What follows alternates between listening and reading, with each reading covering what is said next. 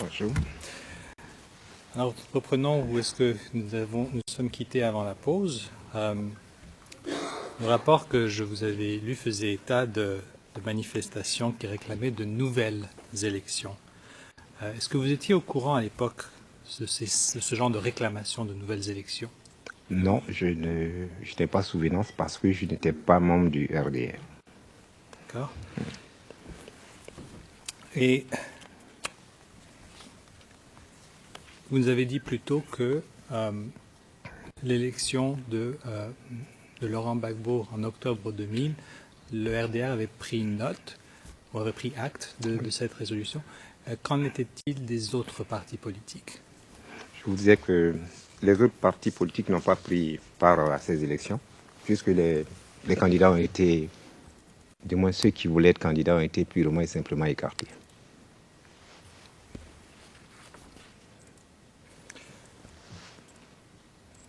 Vous nous avez dit plus tôt, avant la pause, que donc les forces armées avaient appuyé Laurent Gbagbo et que Robert Guéhi s'était échappé.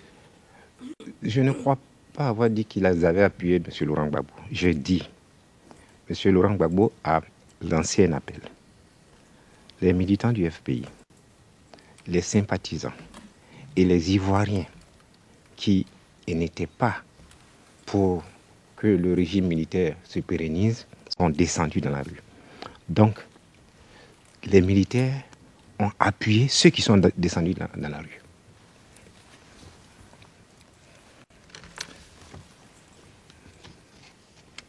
Alors, considérant que Robert Guéhi était lui-même un militaire, est-ce que vous savez pourquoi les forces armées ne l'ont pas appuyé? Normalement, une armée qui est républicaine soutient la légalité. Quand on a fait une élection et que de manière évidente, les résultats sont là, cette armée se met automatiquement à la disposition du président élu.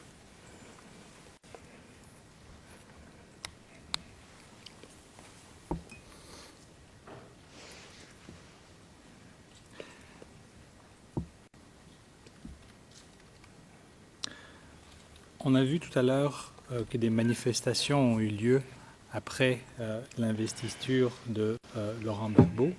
Est-ce que vous saviez quelle a été la réaction des autorités vis-à-vis ces manifestations? Quelle autorité? S'il vous plaît, monsieur.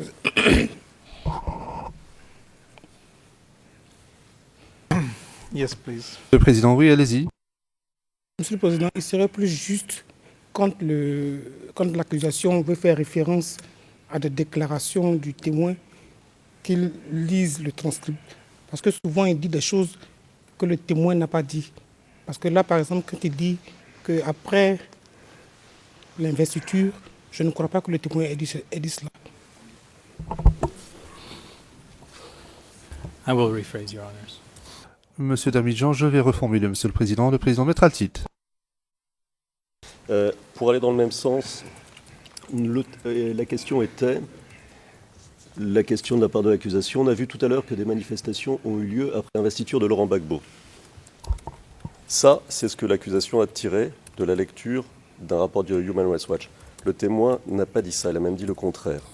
Donc il n'est pas acceptable de tenter de transformer les dires du témoin. Nous objectons et nous souhaitons que les dires du témoin soient proprement et adéquatement rapportés.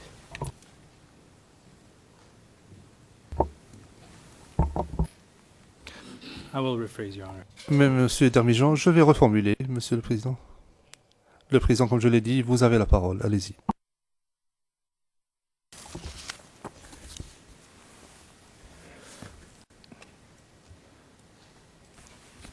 Monsieur le témoin, peut-être que c'est moi qui est un petit peu en erreur, donc laissez-moi regarder à nouveau. J'ai votre déclaration du 20 juin 2015 devant moi. Peut-être qu'on peut...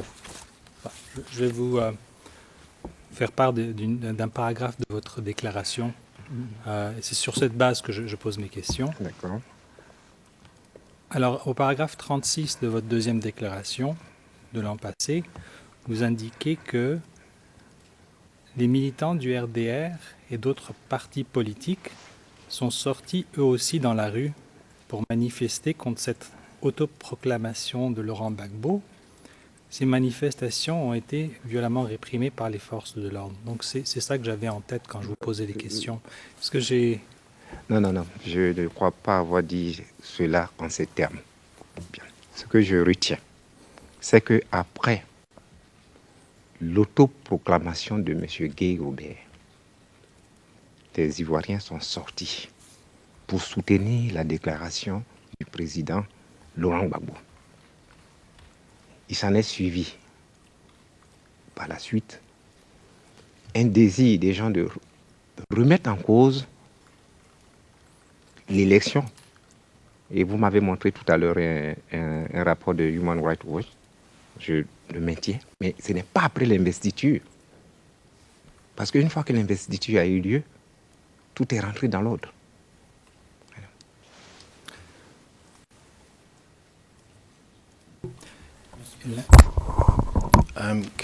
Maître O'Shea, j'aimerais juste préciser au fin du compte-rendu que le témoin a bien répondu en son propre nom. Il n'est pas acceptable que l'on agisse de la sorte. Lorsque Maître Altit dit qu'il faut bien citer le témoin, je crois qu'il faisait référence à la transcription, si je ne m'abuse.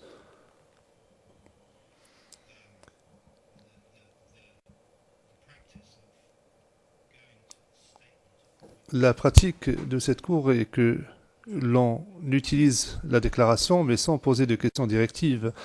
Utiliser une déclaration qui est incriminante avec le témoin n'est pas acceptable.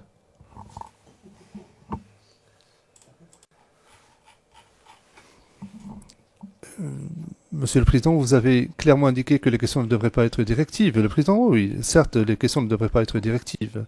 Monsieur le procureur, reformulez votre question, lisez le passage de la déclaration en question, puis posez votre question de façon générale. Ne posez surtout pas de questions directives. Monsieur Dermijan, merci, Monsieur le Président. Oui. Monsieur Guesson, juste pour clarifier, quand est-ce qu'a eu lieu l'investiture? Là, je peux vous dire que je n'ai pas la date exacte.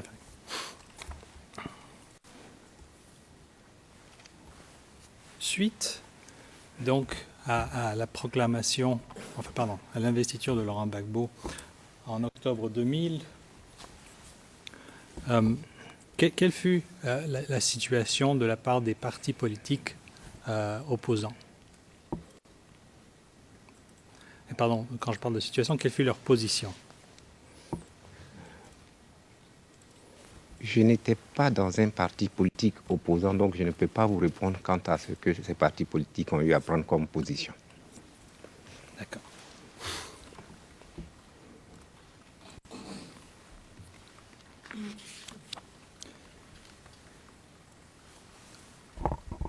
Suite à l'élection, en octobre 2000, pouvez-vous nous dire un petit peu quelle était la situation en Côte d'Ivoire entre octobre 2000 et la fin de l'année?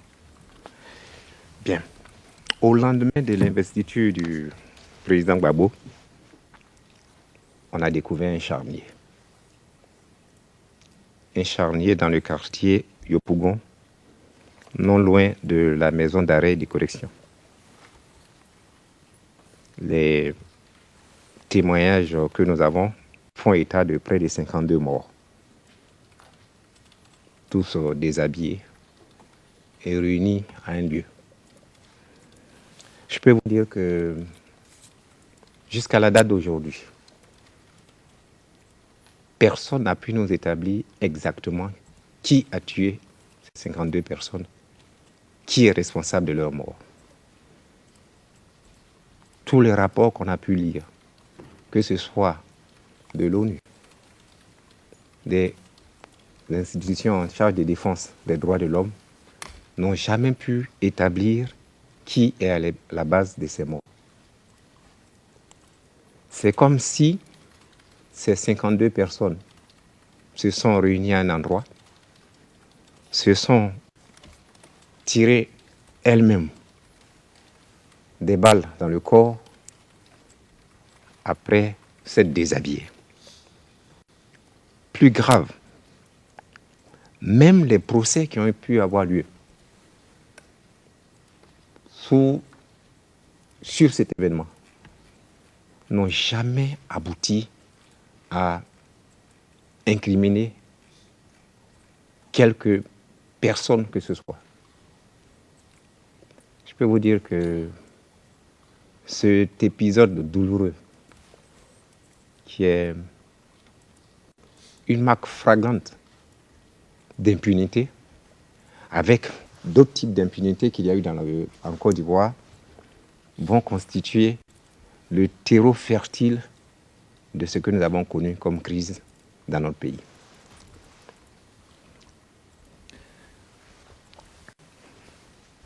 Ces 52 personnes que vous venez de mentionner, quelle était leur particularité? Je n'ai aucune connaissance de leur particularité. Ce que je sais, c'est qu'ils étaient couchés, selon les images que nous avons vues, nus. D'aucuns ont prétendu que c'était essentiellement des gens d'ethnie nordique. Mais allez savoir, quand vous voyez des gens qui sont couchés, nus, sans pièce d'identité, comment on peut aboutir à cette conclusion?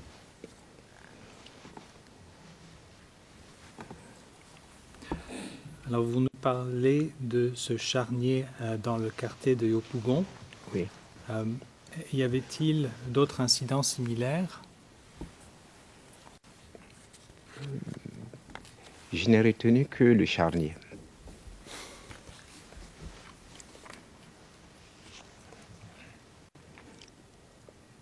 Très bien. Je passe à un autre sujet. Suite, donc, vous nous avez expliqué que le candidat Alassane Ouattara n'avait pas réussi à participer, n'avait pas participé aux élections de l'an 2000. Pouvez-vous nous dire quel a été l'effet en Côte d'Ivoire de son exclusion à la candidature de la présidence? Cela a été ressenti comme l'exclusion d'une partie de la population ivoirienne. Je vous l'avais dit tantôt, nos partis politiques se constituent autour d'individus en fonction de leur appartenance ethnique. Alors que le candidat du RDR ne soit pas candidat, cela a été perçu par ses partisans, essentiellement du Nord, comme étant une exclusion. Très bien. Je vais maintenant faire un saut dans le temps et on va atterrir à septembre 2002. Alors encore une fois, les parties, l'accusation et la défense sont d'accord sur le fait qu'il y a eu une tentative de coup d'État en Côte d'Ivoire les 18 et 19 septembre 2002. Pour les parties, ce sont les faits 119 et 122. Alors en guise d'introduction, pouvez-vous nous dire où vous étiez à cette époque, en septembre 2002? En septembre 2002, il faudrait que je me remémore précisément l'endroit où j'étais. Je crois que je devais être à Boaké au moment où cela se passait. Je crois. Donc en Côte d'Ivoire. En Côte d'Ivoire, bien sûr. Qu'avez-vous appris au sujet de cette tentative de coup d'État? Non, je rectifie. Mes souvenirs sont bien précis maintenant. J'étais à Abidjan. Ben, on a été réveillé par des tirs à l'arme lourde dans la ville d'Abidjan. Et c'est par la suite qu'on va apprendre que c'était une tentative de coup d'État qui très rapidement va se muer en rébellion. Est-ce que vous avez appris qui était responsable de cette tentative? Autour de 8 personnes. Mais il faudra dire aussi qu'après l'arrivée du président Gbagbo Laurent, il y a eu des faits similaires. Nous avons vu ce qu'on appelait le complot de la Mercedes noire, où il y avait une colonne armée qui a tenté de prendre les villes de Boaké, mais ils ont été très rapidement repoussés. Et donc, au moment où cela se passait, on se disait bien que ça avait un lien avec cette tentative de renverser les institutions régulièrement installées. Mais on n'avait pas de nom précis sur ceux qui étaient à la base et quel était leur mobile. Vous verrez que c'est bien plus tard que certaines images vont nous être données de voir sur ceux qui se réclamaient de cette rébellion. Alors, à Abidjan, vous nous avez dit que vous étiez réveillé par les tirs à l'arme lourde. Oui. Qu'avez-vous appris durant les heures et les jours suivants sur ce qui s'était passé? Je crois que c'était la période où on a appris que M. Bogadoudou a été tué. Oui, c'est bien ça, en 2002. Que on a vu à la télévision le corps sans vie du général Guy Robert. Mais c'était une situation très confuse. On a aussi appris qu'il y avait un artiste, Marcelin Yassé, qui avait été tué. Donc on ne savait pas qui était l'auteur. Mais par contre, on avait des informations, des bribes d'informations à longueur de journée sur telle ou telle personne qui a été assassinée. Si mes souvenirs sont exacts, je crois qu'au moment où cela se passait, le président Gbagbo n'était pas en Côte d'Ivoire, il devait être en Italie, en visite officielle. Vous aviez mentionné il y a un instant le nom de M. Bogadoudou. Oui. Donc pourriez-vous nous expliquer brièvement de qui s'agit-il? C'était le ministre de la Sécurité.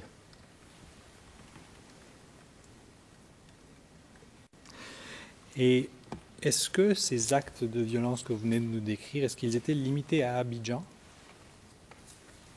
Ce que nous avons en mémoire, c'est ce que nous avons vu au niveau d'Abidjan.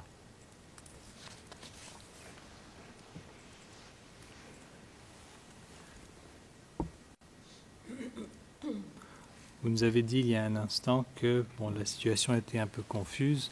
Est-ce que éventuellement vous avez appris l'identité des auteurs de cette tentative de coup d'État? Non, pendant cette période, personne. D'abord, on ne pouvait pas sortir. Je disais que pendant cette période, il était difficile de mettre le nez au dehors. C'est par des on-dit. Il y avait très peu d'images. Donc, c'était essentiellement des supputations. Même personne ne pouvait mettre un nom ni un visage sur l'origine de cette rébellion. Vous nous avez dit que, à ce que vous vous rappeliez, le président Laurent Gbagbo était pas en Côte d'Ivoire. Est-ce que vous savez s'il est retourné en Côte d'Ivoire? Il est revenu quelques jours après. Il est revenu quelques jours après en Côte d'Ivoire.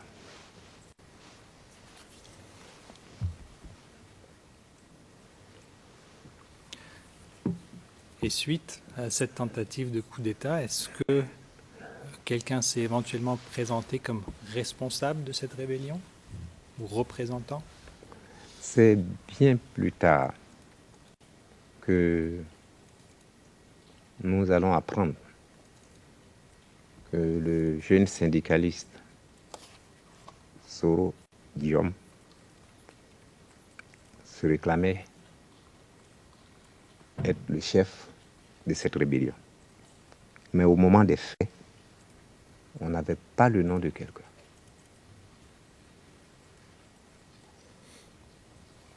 Je ne vous demande pas une date précise, mais à peu près combien de temps après cette tentative est-ce qu'il s'est réclamé comme chef de cette rébellion? Ça, je ne peux pas vous répondre avec exactitude, mais je pense que ça a dû prendre à peu près 2 semaines.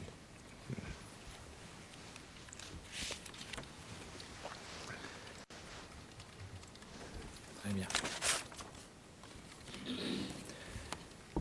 Alors, vous nous avez dit que M. Gbagbo est revenu en Côte d'Ivoire quelques jours après. Est-ce que vous pouvez nous dire, si vous vous rappelez, quelle était la réaction des autorités à cet événement?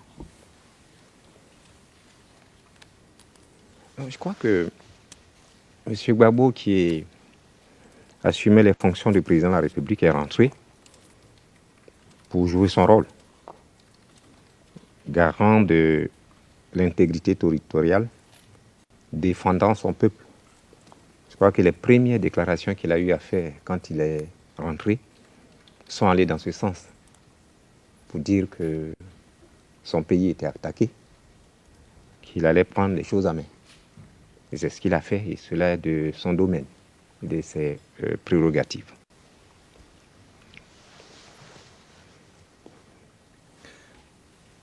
Pour rester aussi précis que possible, j'ai une copie du tome 3 de votre livre ici, et vous indiquez dedans à la page 28 que c'est le 20 septembre 2002 que le président Gbagbo était de retour. Est-ce que cela reflète bien la situation? Oui. Si vous voulez, je peux vous montrer Oui. du livre. Je crois que c'est 2-3 jours après le déclenchement de la rébellion, puisque la rébellion a eu lieu dans la nuit du 18 au 19, et 2-3 jours après, le président Gbagbo était déjà de retour en Côte d'Ivoire. Juste un petit instant.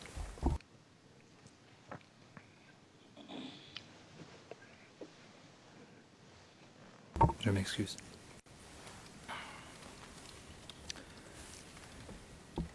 Donc vous me dites que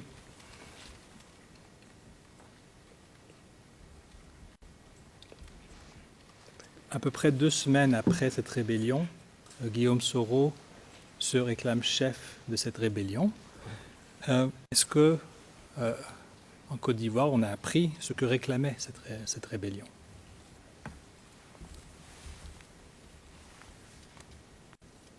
Selon leur première déclaration, c'était pour mettre fin à la fracture sociale créée par l'exclusion d'une partie de la population. C'était l'essentiel de leurs revendications.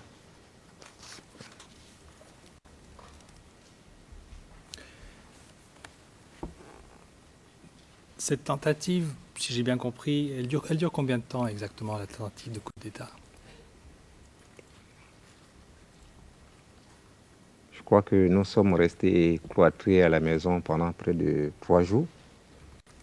Et c'est par la suite que nous allons apprendre que ceux qui ont tenté ce coup d'État se sont repliés sur l'intérieur du pays.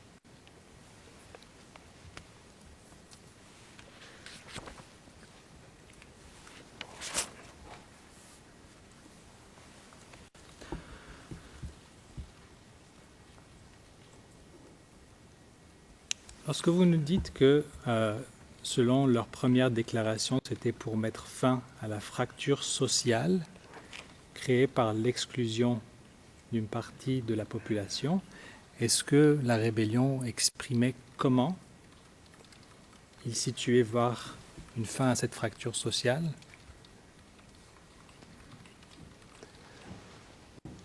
Si mes souvenirs sont exacts, les premières déclarations de chef de la rébellion, c'est pour dire mettons fin à l'exclusion. Et vous verrez que l'essentiel des personnes qui ont lancé cette offensive étaient des gens du nord de la Côte d'Ivoire. Je dis bien l'essentiel, ce n'est pas la totalité. Je l'avais dit au début de mon intervention, c'est que la fracture sociale née du rejet a eu des conséquences très néfastes. Il était tout à fait normal que certaines personnes estiment que pour mettre fin à cela, on ne pouvait pas continuer dans la politique d'exclusion héritée de l'ivoirité. Donc, le motif essentiel qui a été avancé, c'était celui-là.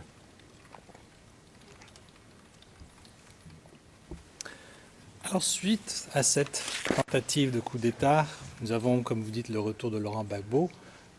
Que se passe-t-il à ce moment-là, entre d'une part la rébellion et les autorités officielles de la Côte d'Ivoire?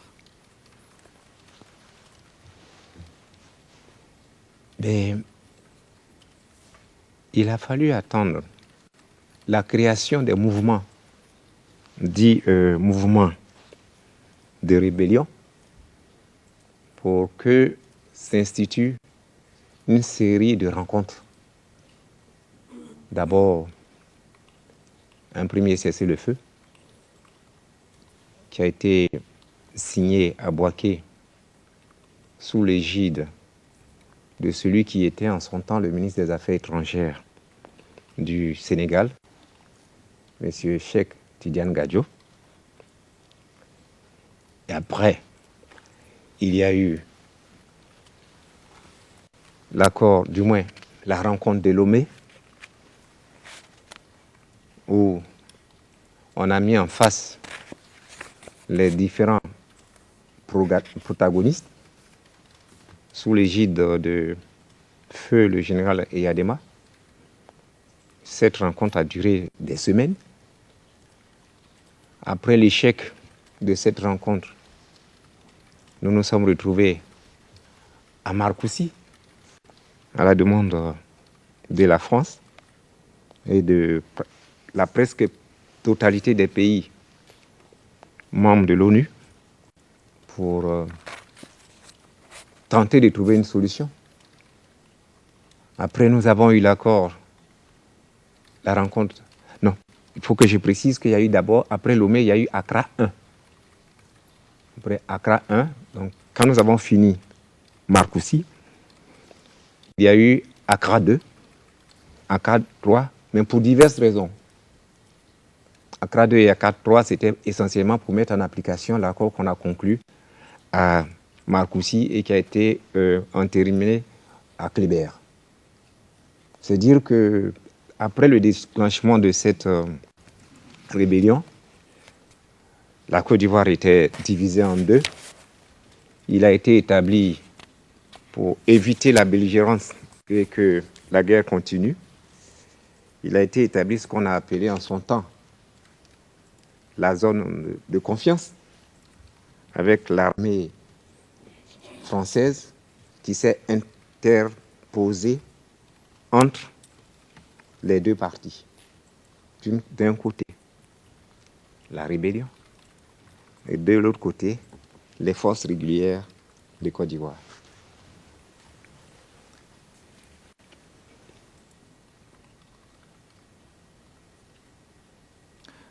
Nous allons venir dans un instant aux accords dont nous avez mentionné. Avant d'y arriver, j'aimerais vous demander, en Côte d'Ivoire, et à Abidjan plus précisément, quelle a été la réaction de la jeunesse à l'époque? Les jeunes qui refusaient l'immixtion de la rébellion ont commencé à s'organiser pour dire non à la rébellion. Par la suite, on va les appeler patriotes, mais peu importe l'appellation. Mais ce qui est sûr, ces jeunes étaient mus par une volonté réelle de défendre le pouvoir légal et de refuser la rébellion.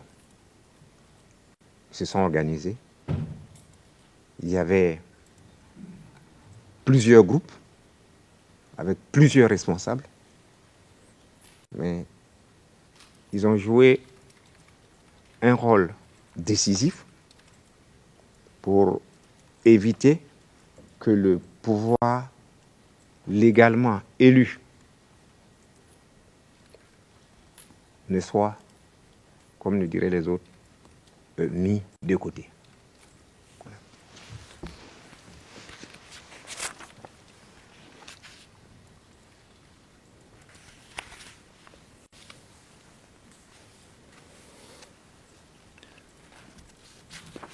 m'excuse. Est-ce que les jours et les semaines qui ont suivi la tentative de coup d'État ont eu un impact sur une partie de la population de la Côte d'Ivoire?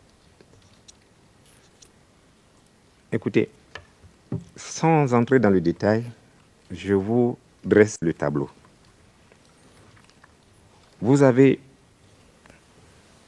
un groupe armé composé de personnes principalement issues d'une partie de la Côte d'Ivoire.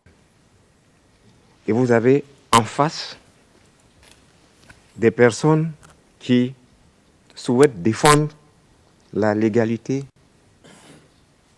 et l'État qui a été mis en place, le pouvoir mis en place.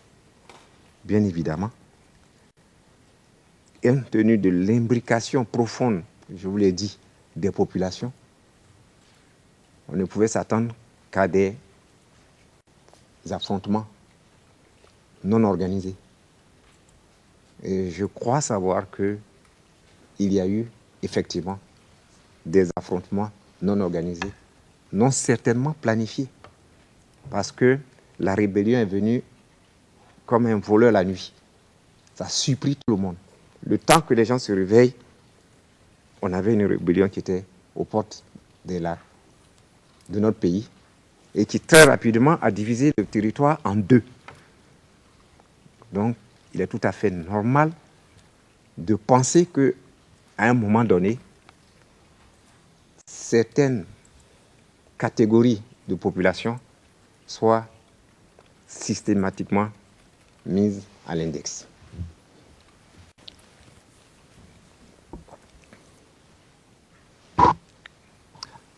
Pouvez-vous nous dire quelle catégorie de la population fut mise à l'index? Je viens de vous dire que l'essentiel des éléments composant la rébellion provenait du nord de notre pays. Donc, il va de soi que si une population devait être mise à l'index, c'est cette population-là.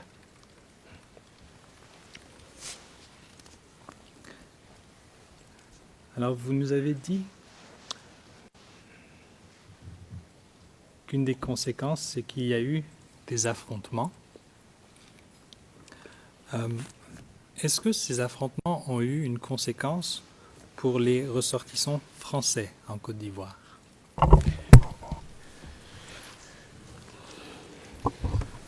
Maître Mounion. Oui, Monsieur le Président, désolé de vous interrompre. Je dis toujours que pour la justesse, il faudrait lire le transcript parce que je ne crois pas avoir entendu affrontement. Donc je ne sais pas si c'est moi qui me trompe ou bien, mais c'est mieux de lire le transcript et puis de donner la référence pour que tout le monde soit au même niveau d'information. Je n'ai pas entendu affrontement.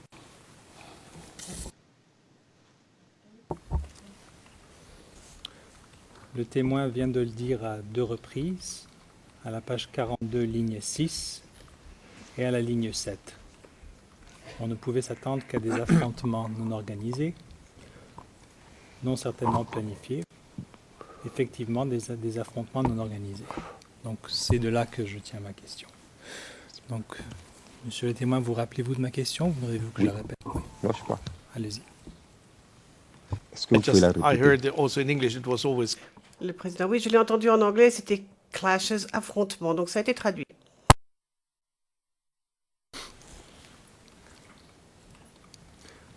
Alors la question était, est-ce que ces affrontements ont eu une conséquence pour les ressortissants français en Côte d'Ivoire? Je crois que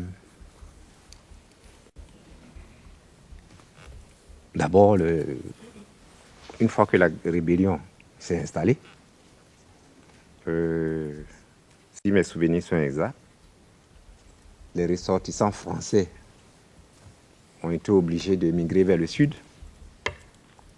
sont venus en grand nombre, mais les conséquences que les Français vont subir, ça ne vient pas du déclenchement de la rébellion.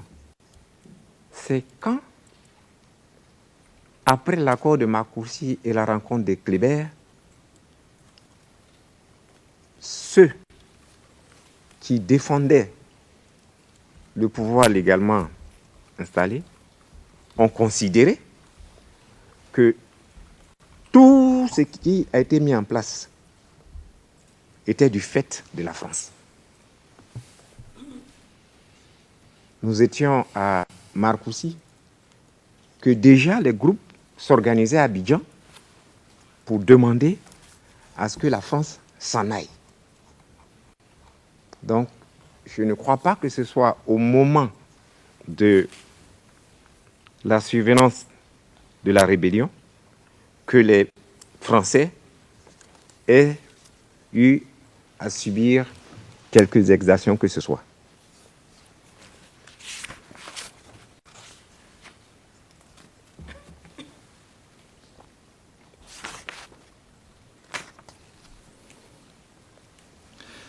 Vous avez mentionné le meurtre du général Guéhi et du ministre Bogadougou. Est-ce que d'autres exactions de ce genre ont eu lieu suite à la tentative de coup d'État? Ce sont les meurtres les plus spectaculaires pour lesquels des images nous ont été données.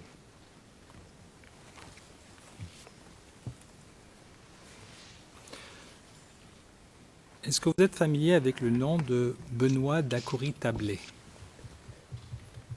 Je ne suis pas familier, mais je sais que M. Benoît Dacoury-Tablé est le frère de M. Dacoury, qui, bien qu'étant d'ethnie Bété, a épousé les causes de la rébellion. Et c'est à cette période, pour avoir officiellement épousé les causes, que nous avons appris que son frère, qui je crois était médecin, a été assassiné.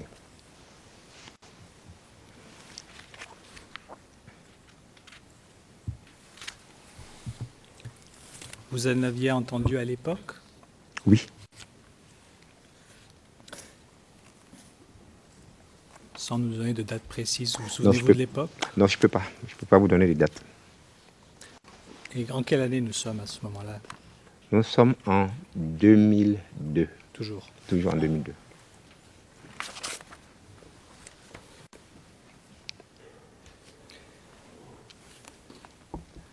Est-ce que vous étiez familier à l'époque avec le terme escadron de la mort?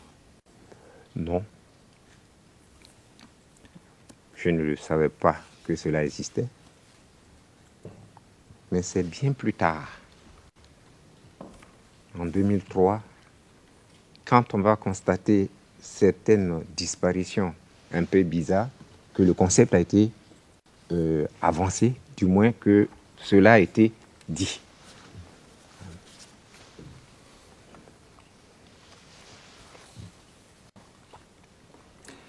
Est-ce que vous avez des exemples de ces certaines disparitions à l'époque? Il y avait un comédien qui s'appelait H, qui était un militant du RDR, fait partie des personnes qui ont été citées comme ayant disparu. Mais je n'ai pas une liste exhaustive.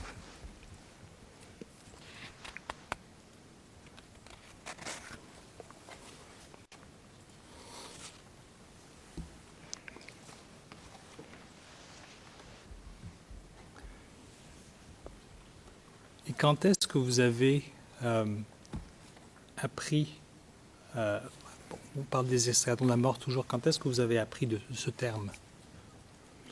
Je crois que c'est après notre retour de Marcoussis, c'est bien plus tard.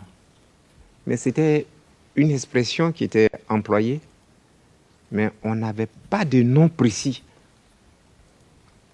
On n'avait pas de nom précis. Escadron de la mort, qui les a créés, qui les dirigeait, personne ne pouvait répondre à cette période. Mais ce qu'on sait, c'est qu'il y a eu des disparitions mystérieuses, dans les cas que je viens de vous citer.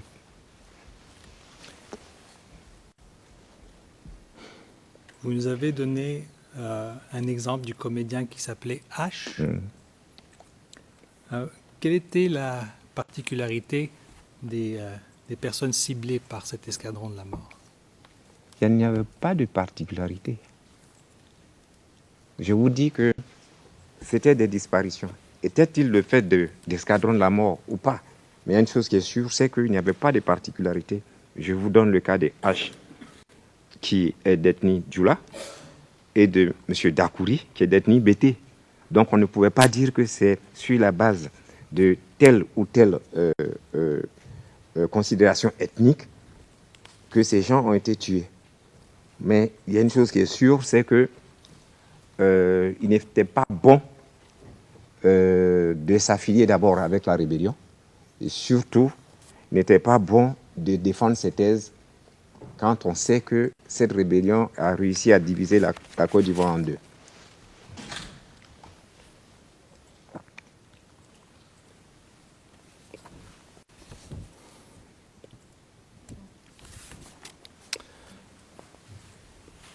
Êtes-vous familier avec un événement qui impliquait des gendarmes à Bouaké en 2002? Non, je ne suis pas familier, mais en ma qualité de ministre des Droits de l'Homme, j'ai été destinataire de tous les rapports rédigés aussi bien par le Conseil des droits de l'homme de l'ONU. Human Rights a aussi rédigé des rapports et j'ai eu en ma possession les noms et grades de tous les gendarmes qui ont été assassinés à Bouaké.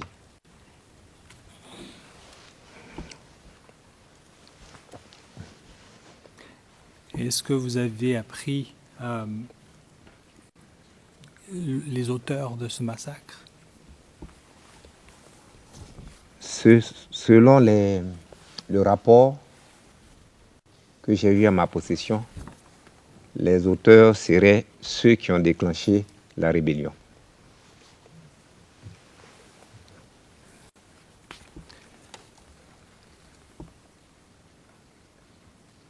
Nous avons parlé de certains exemples à Abidjan. Là, on voit aussi un exemple d'exaction à Bouaké. Est-ce que ce genre d'incidents se sont répétés aussi dans l'ouest du pays? Nous avons eu en possession aussi une liste de personnes, essentiellement d'ethnie malinké, qui ont été assassinés dans la ville de Daloa. Maintenant, pour l'ouest et l'extrême ouest de la Côte d'Ivoire, nous n'avons pas eu connaissance puisque nous n'avons pas la liste. Mais les rapports que nous avons consultés font état de ce que à Daloa, il y a eu les personnes d'ethnie nordiste qui ont été assassinées.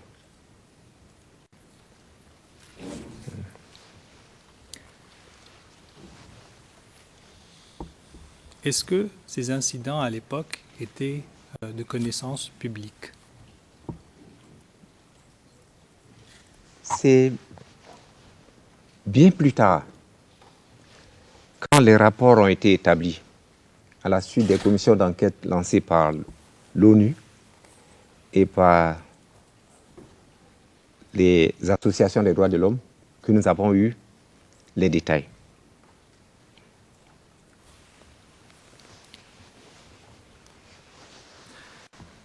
J'aimerais passer maintenant au sujet du processus des accords et des conférences qui ont eu lieu suite à ces événements de septembre 2002.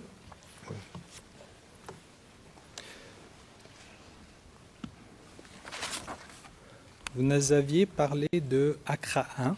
Oui. Nous avons une copie de cet accord, c'est du 29 septembre 2002. Nous allons vous le montrer sur l'écran. Pourrons-nous, s'il vous plaît, afficher le CIV OTP 0091 3024. C'est le numéro 31 sur notre liste.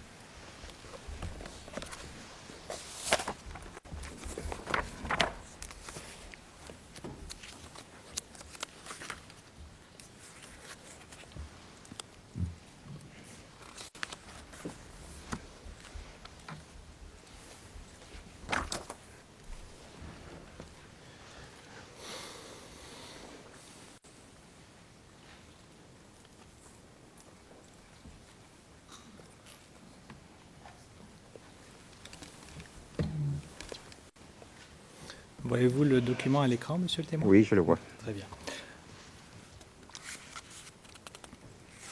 Alors nous avons à l'en-tête Communauté économique des États de l'Afrique de l'Ouest, sommet extraordinaire des chefs d'État. Si l'on tourne la page à la page suivante, s'il vous plaît.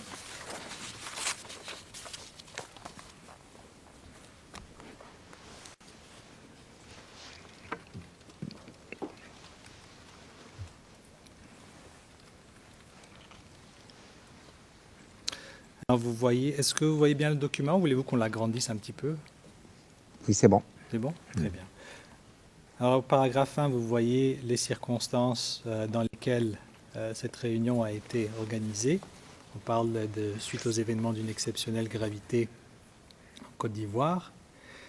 Et en dessous, vous voyez la liste des chefs d'État qui étaient présents. Alors si on peut descendre un petit peu, vous voyez le président du FASO, Ouais. du Cabo Verde, de la Côte d'Ivoire, etc.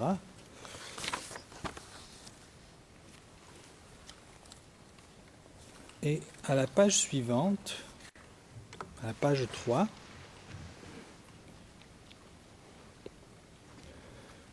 nous voyons vers le bas de la page des personnalités présentes à titre d'observateurs, dont le président sud-africain Thabo Mbeki et d'autres représentants de la Commission de l'Union africaine. Alors j'aimerais aller à la page suivante, à la page 4, au paragraphe 8.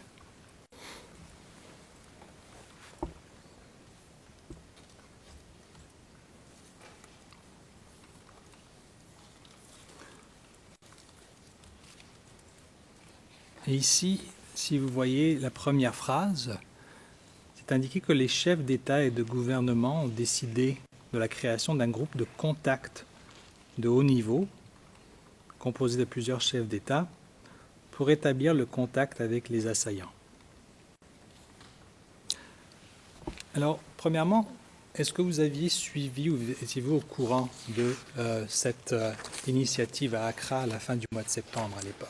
Je crois que quand le président Laurent Gbagbo est rentré en Côte d'Ivoire, à la demande de ses pairs de la CEDEAO, il était question qu'ils se réunissent rapidement pour pouvoir trouver une solution.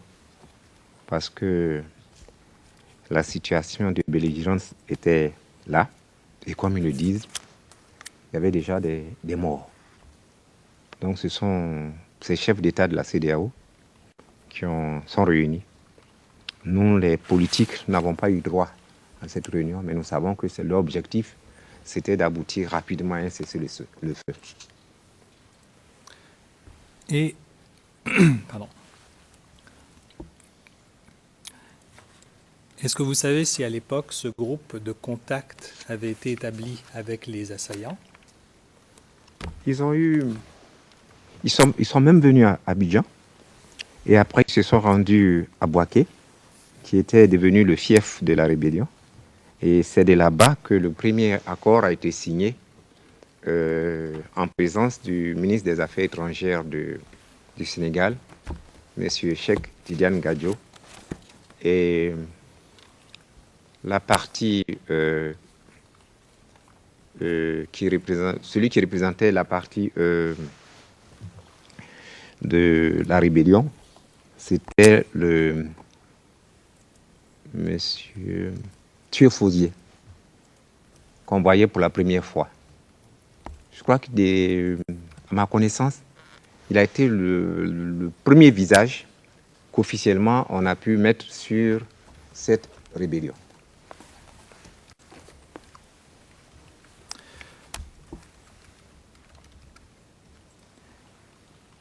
Et vous souvenez-vous de la part du gouvernement ivoirien qui était le représentant à cette... Non, je n'ai pas ça en mémoire.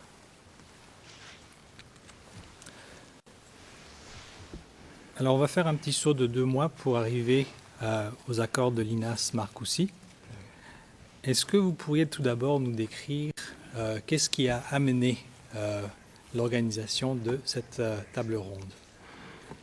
Tout d'abord, après la réunion d'Accra 1,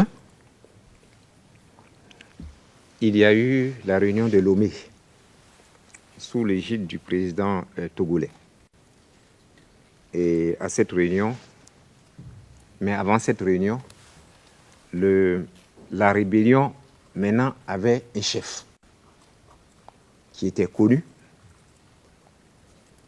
Les gens qui ont revendiqué avoir, pour les raisons qu'on a énumérées tantôt, avoir pris les armes en vue de renverser le pouvoir en place. Donc, pendant plus de 10 à 15 jours, je dirais même pratiquement 1 mois, il y a eu à Lomé les représentants de la rébellion assis avec les représentants du pouvoir légal pour tenter de négocier un accord. Je crois me souvenir que cet accord n'a pas abouti.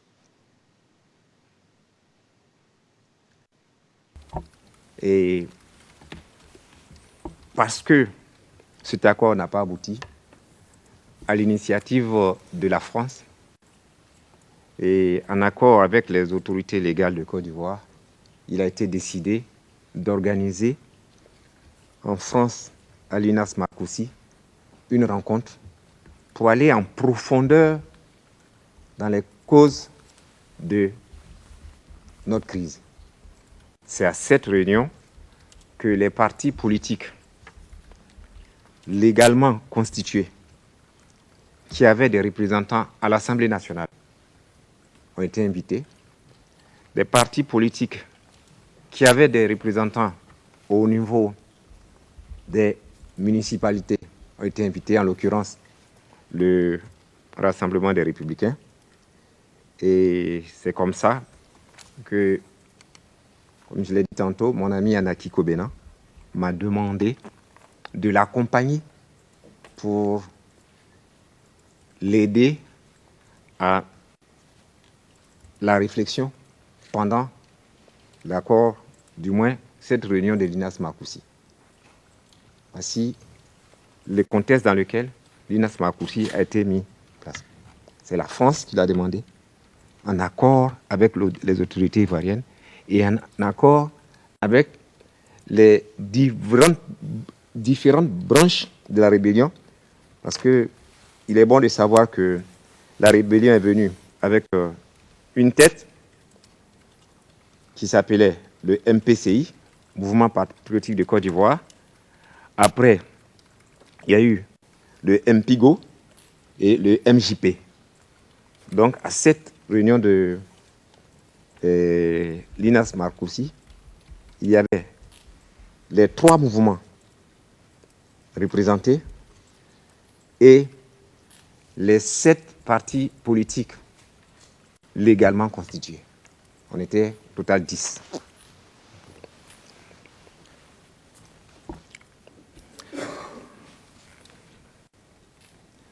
Et où a eu lieu cette table ronde?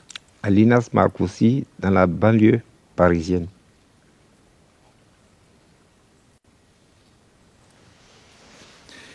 Combien de temps a duré cette table ronde? Elle a duré, si mes souvenirs sont exacts, en moyenne 8 jours. Les 3 mouvements et les 7 partis politiques que vous venez de nous mentionner était-il présent tout au long de ces Oui. 8 jours? Tout au long des 8 jours. Et vous nous avez dit que c'était à la demande de la France. La demande de la France et avec la caution de l'ONU. Parce que quand vous regardez le rapport final de cette réunion, c'est pratiquement tous les pays du monde entier qui ont signé. Parce qu'ils avaient tous des représentants.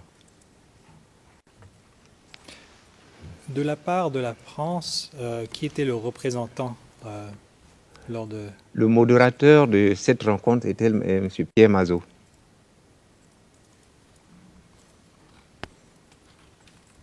Et quelle était sa fonction?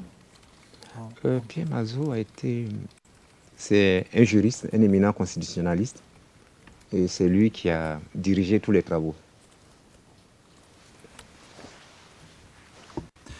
Alors, vous nous dites que vous êtes allé avec votre ami M. Anaki Kobena en tant que représentant du MFA. Ouais, Mouvement des forces d'avenir. D'accord. Alors, pendant cette table ronde, est-ce que les représentants des partis ivoiriens étaient regroupés ou associés d'une certaine manière? D'abord, comme son nom l'indique, c'est une table ronde. Donc, on était tous assis autour de la table. Et il y avait d'abord les plénières. Par la suite, il y a eu ce qu'on appelle des entretiens bilatéraux. Je peux vous dire que nous sommes sortis de Marcoussis avec plein d'espoir. Pour ceux qui se souviennent encore, l'ensemble des Ivoiriens réunis dans cette salle, après la signature de l'accord, nous nous sommes levés et nous avons chanté notre hymne national parce qu'on s'était dit, enfin, nous avons trouvé une solution. C'est vous dire qu'il y avait une bonne ambiance. Il n'y avait pas des gens qui étaient d'un côté, des Ivoiriens rebelles qui étaient d'un côté. Il y avait tout simplement des Ivoiriens qui ont décidé de prendre les choses en main, de telle sorte que notre pays ne tombe pas dans la déchéance.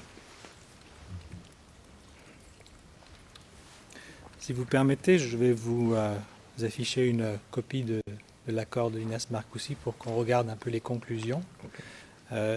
Il s'agit du numéro CIV OTP 0091 3011.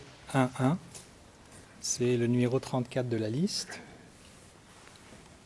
Nous avons aussi une version anglaise pour ceux qui veulent la suivre en anglais.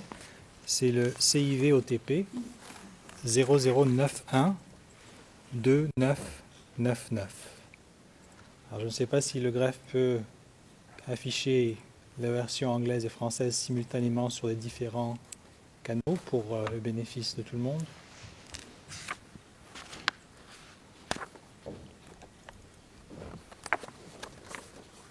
Est-ce possible ou...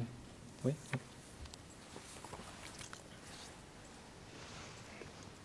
Très bien.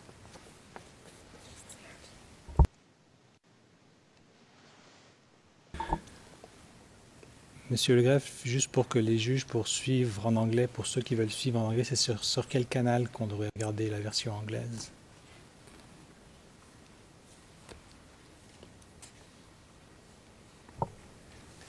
Monsieur le Président, avec votre permission, les deux éléments de preuve peuvent être consultés en utilisant la base de données Ringtail dans les canaux français ou anglais respectifs. Et pendant ce temps, nous allons essayer de faire en sorte qu'une version, la version anglaise, soit disponible dans les canaux Evidence 1 et la version française dans les canaux Evidence 2. Merci. Monsieur le témoin, avez-vous la version française devant vos yeux? Oui, je l'ai. Très bien. Alors là, nous avons d'abord une page couverture de la lettre adressée au président du Conseil de sécurité. Donc, allons tout de suite à l'annexe 1, à la page suivante. Donc la page 2, s'il vous plaît.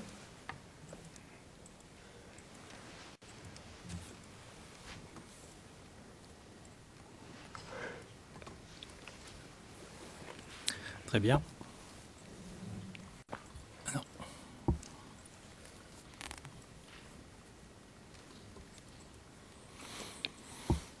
Je pense que nous avons toujours la page couverture, hein. On attend.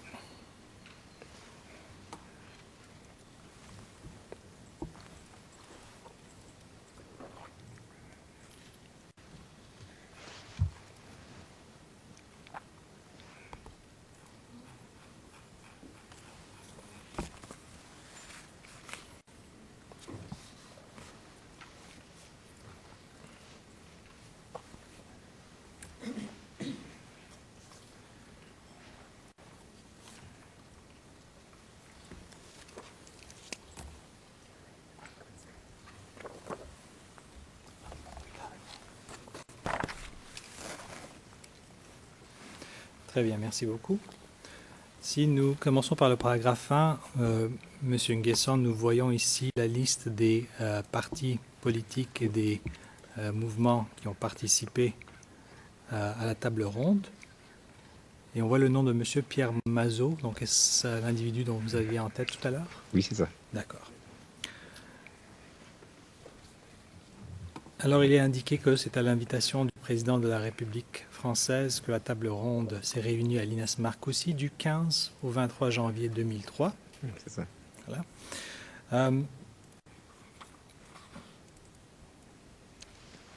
Au paragraphe 2, on parle ici de la table ronde se félicite de la cessation des hostilités rendues possibles et garanties par le déploiement des forces de la CEDEAO. Donc, est-ce que les forces de la CEDEAO étaient déjà sur place en Côte d'Ivoire à cette époque? Oui, je pense qu'en ce moment, les forces de la CEDEAO étaient présentes.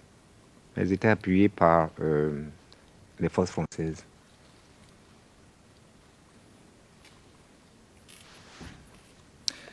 Et ensuite, la phrase suivante indique que la table ronde, donc, elle appelle toutes les parties à faire immédiatement cesser toute exaction et consacrer la paix. Elle demande la libération immédiate de tous les prisonniers politiques. Alors ici, de quels prisonniers politiques est-ce qu'on parle?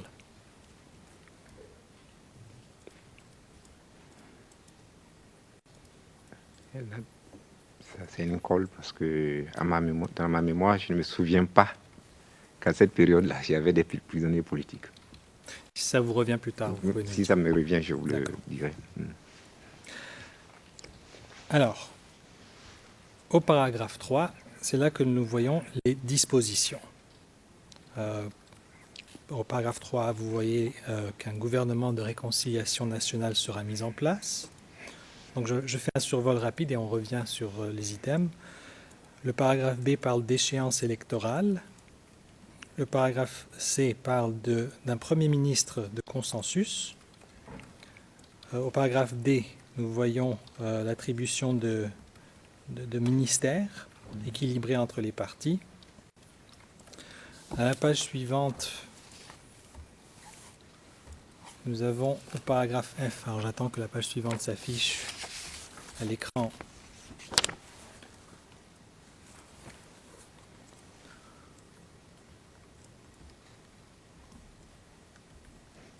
Voilà. Alors le sous-paragraphe F parle de refonder l'armée. On parle de restructuration des forces de défense et de sécurité. Au paragraphe G, on parle aussi d'un processus de désarmement et qu'aucun mercenaire ne séjourne sur le territoire national. Et au paragraphe, je vais sauter paragraphe I, on parle aussi de l'amnistie. Alors tout d'abord, avant de rentrer dans les détails, est-ce que vous pouvez nous expliquer un peu comment est-ce que la table ronde est arrivée à ces dispositions? Qui les a formulées? Comment êtes-vous arrivé à ces conclusions? Chacun des points énumérés ici a fait l'objet de débats. D'abord, au tout début de la rencontre, il a été question d'indiquer les causes profondes de la crise. En cela, nous avons été aidés par le rapport final qui a sanctionné le forum de réconciliation nationale organisé par le président Gbagbo. Je l'ai dit tantôt, c'est fin 2001, début 2002. Ce rapport a fait un diagnostic exact du mal qui minait notre pays. Par la suite, nous avons fait l'état des lieux de la Côte d'Ivoire au lendemain de la rébellion. C'est fort de ces deux éléments que nous avons touché chacun des points qui sont ici. Il faut reconnaître que M. Mazo, M. Pierre Mazo, qui s'est profondément renseigné sur la Côte d'Ivoire, nous a été d'une très grande utilité. Il a soumis à l'appréciation de chacune des parties présentes la formulation exacte de chacun des paragraphes que vous voyez là. Et ces paragraphes ont fait l'objet de discussions, parfois tard dans la nuit, pour qu'on s'accorde sur les virgules, sur les points-virgules, sur les mots, et qu'on soit sûr que ces mots sont bien compris par chacun. Voici comment on a abouti à ces formulations.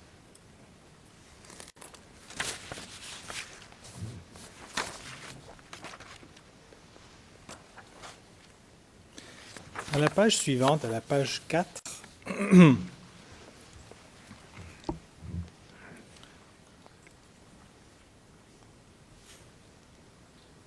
nous voyons les signataires de cet accord.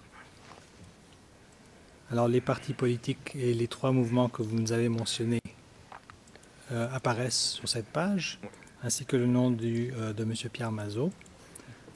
Pouvez-vous nous dire dans quelle atmosphère est-ce que cet accord a été signé? Je vous ai dit tantôt que après la signature de cet accord, nous avons tous chanté l'Abidjanaise, notre hymne national. Nous étions tous heureux. Et je ne pense pas qu'un seul des signataires, avec ceux qui les accompagnaient, ait pensé un seul instant que cet accord était mauvais. Puisque cet accord prenait en compte les véritables problématiques qui se posaient à notre pays en ce moment-là. Donc, c'est vous dire que c'était dans une belle ambiance que nous avons signé cet accord. Nous voyons que pour le FPI, le signataire est Pascal Affi N'Guessan. Je voulais vous demander une simple clarification. Est-ce que durant la table ronde, est-ce que le président Laurent Gbagbo était présent à l'Inas Marcoussis? D'abord, je voudrais vous signaler que dans les dispositions de notre Constitution, un président en exercice ne dirige pas un parti politique. Donc celui qui représentait le parti de Monsieur le président Laurent Gbagbo, c'était Monsieur Pascal Affi N'Guessan. Le président Laurent Gbagbo n'a pas pris part à l'accord, à la réflexion et à la discussion, ni à la signature de l'accord de l'Inas Marcoussis. Par contre, au lendemain de cet accord, il y a eu une réunion à Kléber. Une réunion qui a vu la participation de plusieurs chefs d'État, dont le président Chirac, pour pouvoir entériner cet accord et lui donner un caractère exécutoire. Et là, le président Laurent Gbagbo était présent.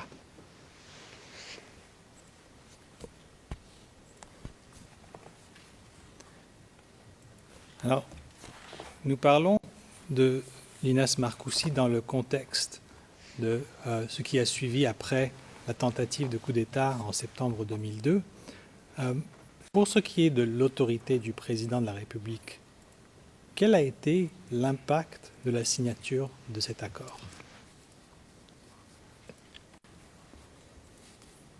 Vous pouvez répéter votre question, s'il vous plaît? Oui, j'attends juste la pause. Alors la question, c'est pour ce qui est de l'autorité du président de la République, quel a été l'impact de la signature de cet accord? Ce que je peux vous dire, c'est que cet accord n'a pas remis en cause la légalité constitutionnelle en Côte d'Ivoire. Cet accord a reconnu l'autorité du président Laurent Gbagbo sur la Côte d'Ivoire. On n'a pas remis en cause son autorité.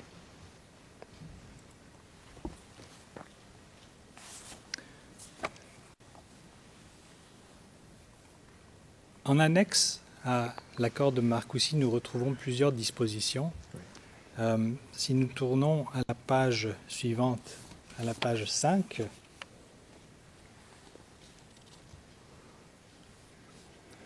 alors nous trouvons au départ le programme du gouvernement de réconciliation.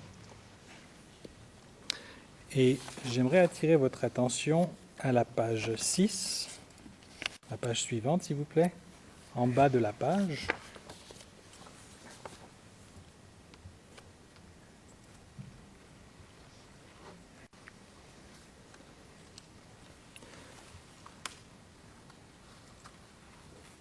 Alors le titre de cette section numéro 3, c'est « Éligibilité à la présidence de la République ». Et la table ronde considère que l'article 35 de la Constitution, relatif à l'élection du président de la République, doit éviter de se référer à des concepts dépourvus de valeur juridique ou relevant de textes législatifs. Et nous voyons le texte à la page suivante, à la page 7, s'il vous plaît. Le gouvernement... Attendez, je vais attendre que... Au haut de la page.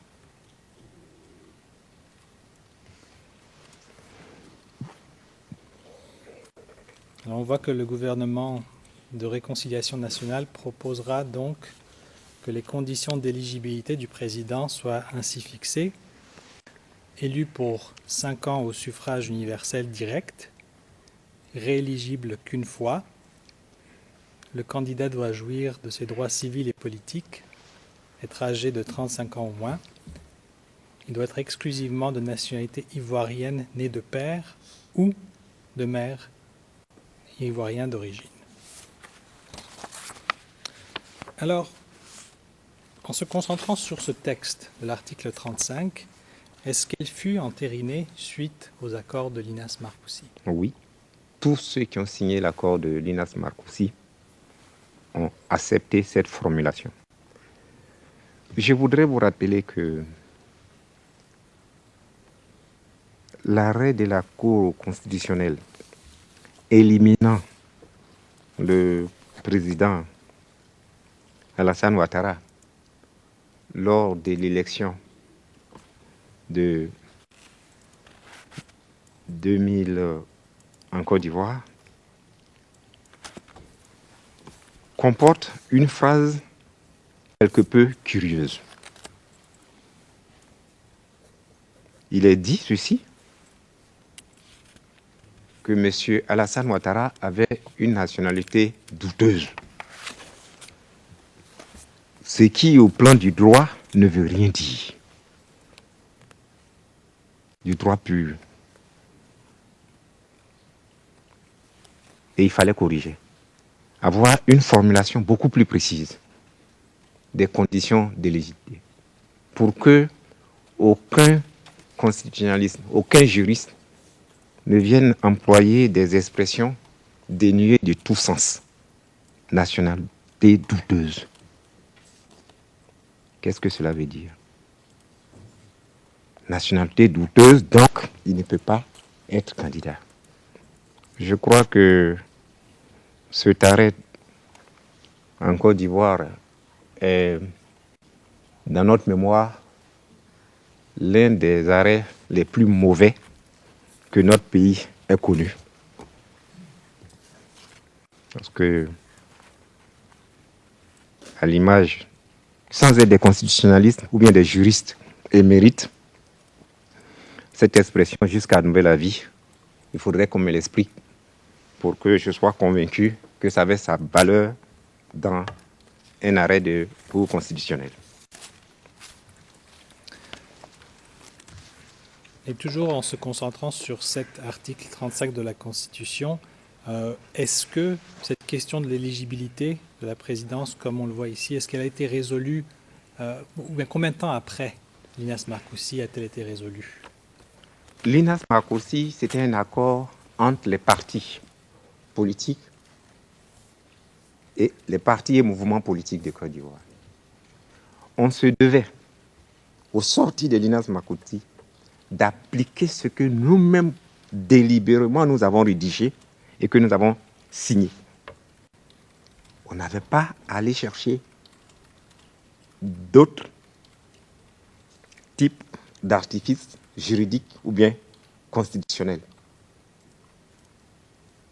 Je me souviens qu'au tout début de la rencontre, le président du mouvement des forces d'avenir, Anaki Kobona, a posé une question essentielle. Est-ce que nous sommes dans une constituante? Parce que si nous étions dans une constituante, immédiatement, les dispositions qui ont été prises à Marcoussis s'imposaient et venaient en remplacement de certaines dispositions de la Constitution. De manière unanime, aussi bien M. Pierre Mazeaud que les partis qui étaient présents ont dit non, nous n'étions pas dans une constituante. Mais nous étions dans une situation où pour résoudre la crise ivoirienne avec ses multiples facettes, que ce soit au niveau de la nationalité, de l'identité, des problèmes de foncier, les multiples facettes que je répète ont été identifiées par le Forum de réconciliation nationale.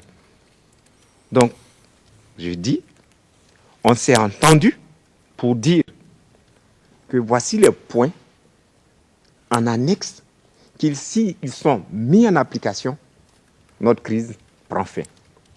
Voici l'essence même de l'accord de l'INAS Marcoussis. Vous nous avez dit que suite à cela, il y avait une rencontre à Kléber. Kléber, c'est ça. Donc, on parle ici dans l'accord de Marcoussis d'un Premier ministre de consensus. Est-ce qu'un Premier ministre de consensus a été désigné? Oui. Au lendemain de Marcoussis, la réunion de Kléber, à laquelle personnellement je n'ai pas participé, a accouché d'un Premier ministre de consensus qui a été nommé par le président Laurent Gbagbo, ceci à l'ambassade de Côte d'Ivoire pour respecter le concept de territorialité dans ce type de décision, du moins relatif à la prise de ce type de décision. Donc, M. Sédou Iliman Diarra, qui a été Premier ministre sous le régime militaire et en même temps président du Forum de réconciliation nationale, a été désigné et cette désignation n'a pas posé de problème puisqu'il était au fait des dossiers de notre pays et surtout des causes profondes de notre crise. Suite à l'accord de Linas Mascosi, est-ce que vous êtes retourné en Côte d'Ivoire? Bien.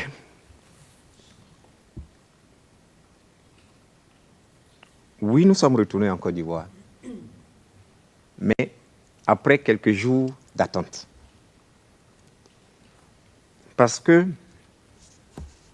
au lendemain de l'accord de Linas Mascosi, surtout après la réunion de Kléber, où il y a eu effectivement un commencement du partage du pouvoir, les populations ivoiriennes, principalement celles du sud de la Côte d'Ivoire, ont manifesté parce que ces populations considéraient qu'on venait de brader l'autorité de la Côte d'Ivoire sur l'autel d'un accord politique. Donc, il ne faisait pas bon de rentrer immédiatement en Côte d'Ivoire. Je me souviens que le Premier ministre nommé par le président Laurent Gbagbo, M. Seydou Eliman Diarra, en venant en Côte d'Ivoire, est passé par Dakar. Son avion a été interdit d'atterrissage à Abidjan parce que les partisans du refus de l'accord de Linas Mascosi ont envahi l'aéroport pour empêcher que son avion n'atterrisse. À la suite de ça, pour marquer leur refus de cet accord, il y a eu un gigantesque rassemblement des jeunes. Je ne sais pas si à cette période on les appelait les jeunes patriotes, mais toujours est-il qu'à la place de la République en Côte d'Ivoire, il y a eu un gigantesque rassemblement pour dire non à cet accord et fustiger le rôle de la France dans l'établissement de cet accord. Je suppose que vous avez des images où, dans cette foule nombreuse réunie, il y avait même la croix gammée qui était mise sur des pancartes au niveau des manifestants. Ça veut dire que l'accord a été rejeté par les jeunes qui ont considéré que cet accord bradait l'autorité de la République de Côte d'Ivoire. Il va de soi que nous, qui avons été signataires, nous avons pris des mesures de prudence pour ne pas rentrer immédiatement sur Abidjan. Surtout que quand nous étions à Marcoussis, 2 jours après le début des travaux, certaines informations sont parvenues à Abidjan, surtout concernant M. Anaki Kobena, président du MFA, comme quoi nous nous sommes alliés au mouvement rebelle. Donc nos familles étaient en danger. C'est pourquoi, à la demande du MFA, nous avons inscrit dans l'accord de Marcoussis l'obligation pour l'État de Côte d'Ivoire d'assurer la sécurité de toutes les personnes ayant pris part à l'accord de l'INAS Marcoussis.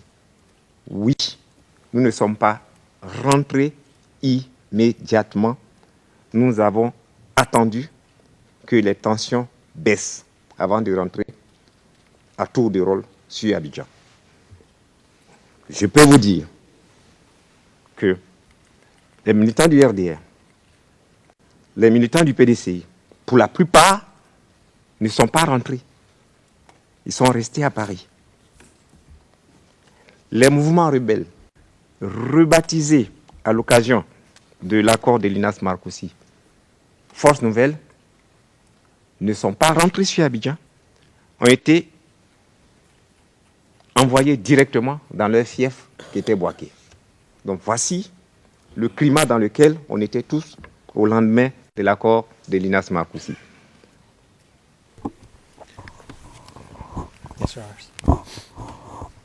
Monsieur Darmijan, très bien, Monsieur le Président. Le Président, merci, Monsieur le témoin. Nous allons faire la pause déjeuner maintenant. Nous allons faire une pause d'1 heure et demie. Vous pourrez vous reposer. Nous reprendrons à 14h30.